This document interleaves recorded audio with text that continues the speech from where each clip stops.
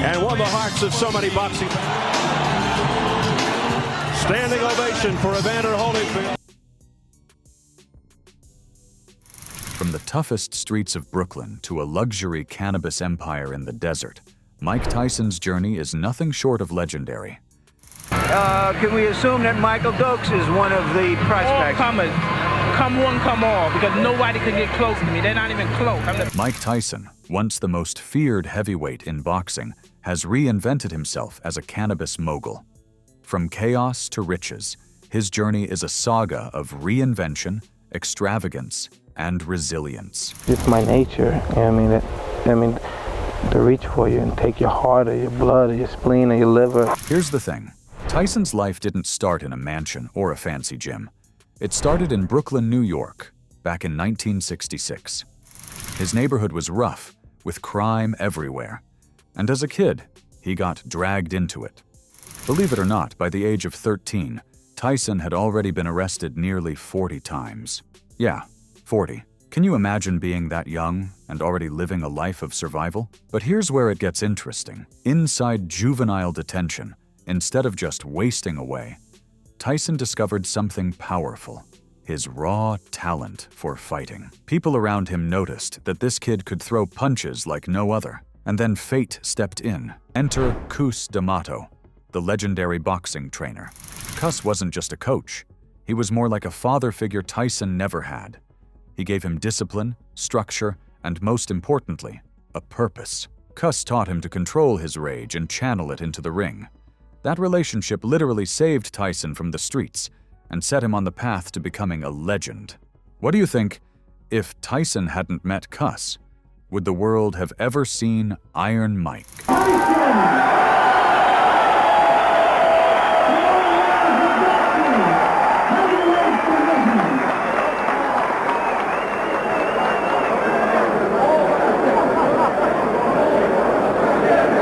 And here's where the story takes off like a rocket. Tyson made his pro debut at just 18 years old. And guess what? He won by TKO.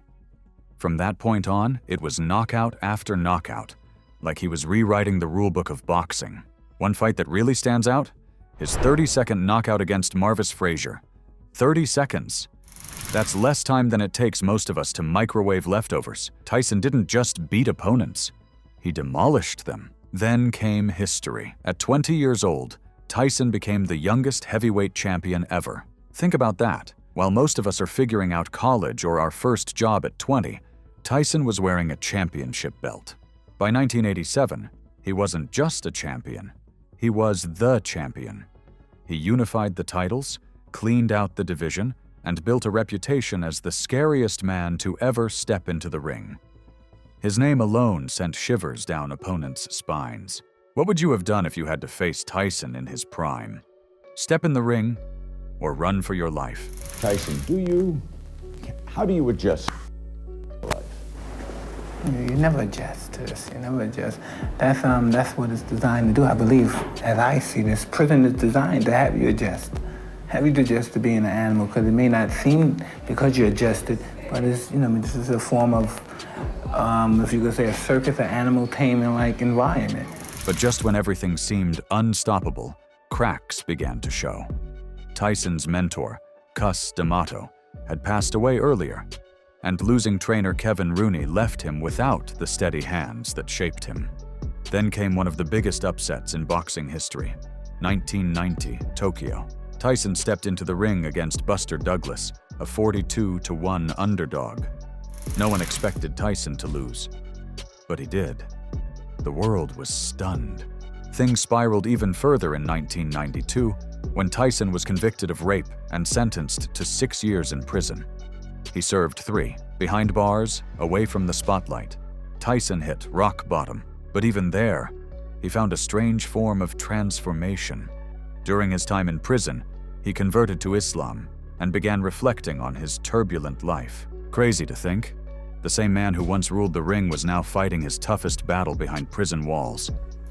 We'll see if he's overly cautious. And as soon as he hit him, he got a clean right hand, a straight punch, which he normally doesn't throw a lot of. Let go of the hand up, quick right. And here's where it gets even wilder. After being released, Tyson stepped right back into the ring. Shockingly, he managed to regain heavyweight titles, proving he was still dangerous. But then came 1997, the infamous night against Evander Holyfield. In a shocking meltdown, Tyson bit off a piece of Holyfield's ear. The incident didn't just stain his legacy. It turned him into one of the most controversial figures in sports. Even so, Tyson kept fighting through the late 90s, landing knockouts. But it was clear his hunger was fading. Injuries, personal chaos, and financial troubles started piling up. By 2005, the Iron Mike we once knew was gone. Exhausted, broke, and struggling, he officially retired. Imagine that. The youngest champion in history now standing at the edge of financial ruin. Would you have believed back then that this man would one day own a cannabis empire? All right, it is one of the top home sales so far in 2021. A $44 million Brentwood property that caught the attention of one of the greatest heavyweight boxers of all time. You see him right there, Mike Tyson. And this is where Tyson flips the script completely. Instead of fading away, he reinvented himself in a way nobody saw coming. With weed. Mike launched Tyson Ranch, a massive 420-acre cannabis wonderland in the California desert. But this wasn't just a farm. It was built to be an entire experience. Picture this: a luxury hotel, glamping tents for upscale camping, a 1-mile lazy river circling the property, and even festival grounds for concerts and cannabis events. And get this, Tyson University, a place where people could learn everything about cannabis cultivation. Only Tyson could dream up something like that, mixing business with lifestyle and turning it into an empire. He wasn't shy about his passion either. Tyson once admitted he smoked around $40,000 worth of cannabis every single month. That's not just business, that's personal. It's wild to think the same guy once feared in the ring is now welcoming people to relax, learn, and celebrate cannabis on his ranch. Talk about a 180-degree transformation. And here's where Tyson's taste for the high life really showed. In 1995, he grabbed a massive Maryland mansion, 19,000 square feet of pure luxury. Imagine 7 bedrooms, 11 bathrooms, an indoor pool, basketball and tennis courts, and even a private library. Today, it's valued at around $4.6 million. Fast forward to 2025, Tyson leveled up again. He dropped $13 million on a waterfront estate in Florida. This wasn't just a house, it was a mini paradise. The property features an 80-foot pool, a guest house, and even a private pond. The man who once grew up in the roughest corners of Brooklyn now walks through homes most of us only dream about seeing in movies. Crazy turnaround, right?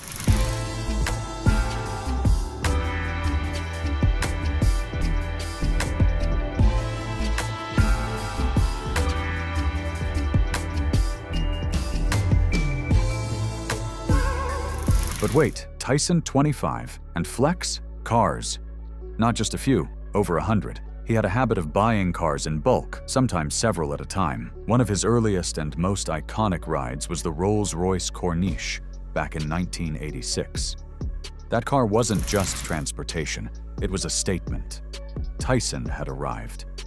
Then came the Rolls-Royce Cullinan, a modern SUV dripping with luxury. Add in a Bentley Continental T from 1997, one of only 73 ever made. Talk about rare. And we can't forget the beast, a Lamborghini Diablo Twin Turbo with over 750 horsepower. Pure insanity on wheels. Imagine cruising down the strip in Vegas in one of these, knowing you've got a garage full of exotic machines. Tyson didn't just live big, he lived loud. Now here's the part that blows my mind. Tyson's spending habits were legendary. He once bought 3 Bengal tigers at $70,000 each and hired a trainer costing $125,000 a year just to take care of them. He even had someone on payroll called his guerrilla warfare guy at $300,000 a year. That's not a typo. And then there was the $2 million gold bathtub he gifted his then-wife, Robin Givens. Imagine taking a soak in that. But Tyson wasn't just flashy. He was generous too. Stories say he gifted strangers expensive watches, sometimes worth $100,000, just because he felt like it. His watch collection itself ranged from $5,000 timepieces to diamond-encrusted masterpieces worth $630,000. Tyson's life was pure excess, the kind of spending spree that sounds more like a movie script than reality. Man, I can't believe it's finally the week of greatness at Foot Locker. A whole week of the most premium kicks? Feels like all is right with the world. I'm sorry, Evander. It's your ear. Here's the roller coaster. In the 90s, Tyson's net worth was over $300 million. He earned more than $400 million from fights. Over $700 million today if you adjust for inflation. Some of the paydays were insane. $75 million from the pay-per-view bonus against Lennox Lewis, $30 million for the Holyfield fight, and even $20 million from his exhibition match against Jake Paul in 2024. But despite all that, by 2003, Tyson was broke. He filed for bankruptcy with $23 million in debt.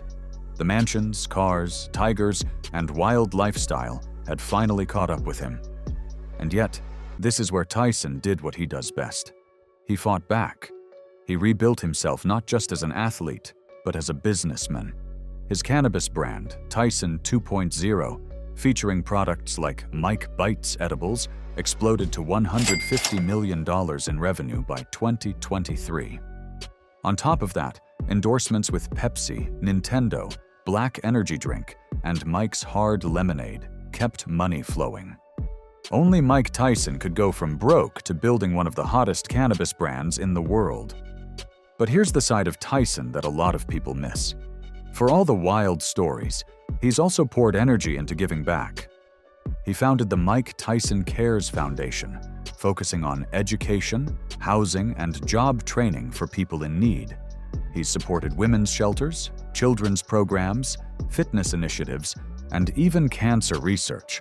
And when he fought Roy Jones Jr. in 2020, an exhibition that drew huge attention, Tyson donated the majority of his $10 million payday straight to charity.